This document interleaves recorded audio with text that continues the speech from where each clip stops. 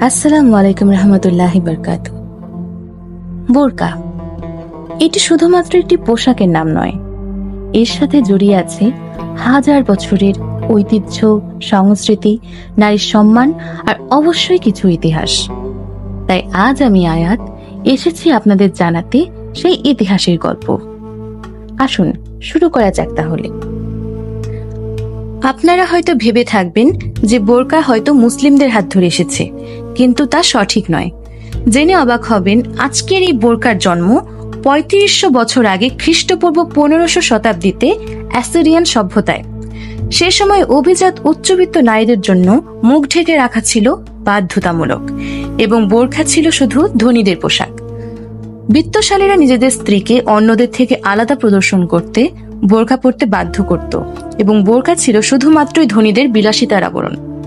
নিম্নবিত্ত নারীদের জন্য বোরকা ছিল সাধ্যের বাইরে। নিম্নবিত্ত কাউকে বোরকা পরিহিত অবস্থায় দেখা হলে তাদের কান কেটে নেওয়া হতো।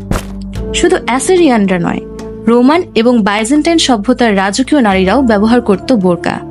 অর্থাৎ আজকের এই কন্ট্রোভার্সিয়াল পোশাকটি একসময় ছিল রয়্যাল স্ট্যাটাস। কিন্তু খুব শীঘ্রই আসে এ জাহেলিয়াতের অবসান। রাসূলুল্লাহ সাল্লাল্লাহু আলাইহি ওয়াসাল্লামের হাত ধরে বিশ্বে আসে ইসলামের সাম্যের বাণী।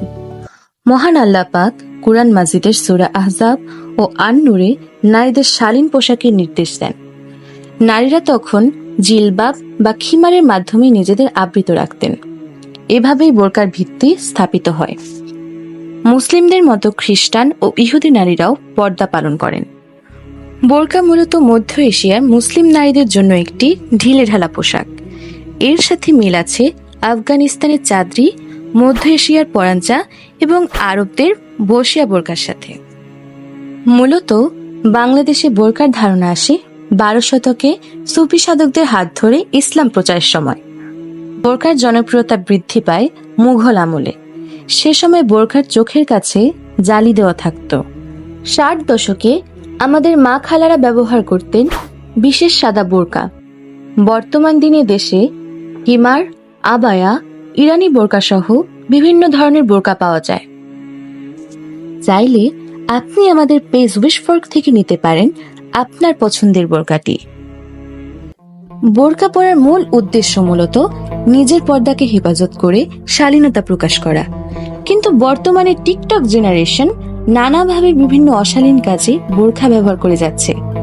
অনেকে প্রতারণা এবং দুঃসংস্কৃতির জন্য ব্যবহার করে আসছেন। পর্দাকে নিয়ে ঠাট্টা তামাশা করছেন। তাদের উচিত বিরত থাকা। যারা লোক দেখানোর জন্য আমল করে, আল্লাহ তাদের প্রত্যাখ্যান করেন।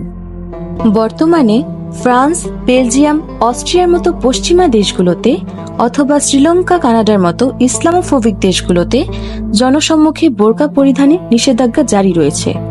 পরিশেষে বলতে চাই, বোরকা শুধুমাত্র একটি ধর্মীয় লেবাস নয়, এটি সংস্কৃতি, শালীনতা ও নারীর মর্যাদার প্রতিষ্ঠা। আশা করি বোরকা নিয়ে আমাদের এই ভিডিও আপনাদের পছন্দ হয়েছে। আমাদের পেজটিতে ফলো দিয়ে আমাদের পাশেই থাকুন।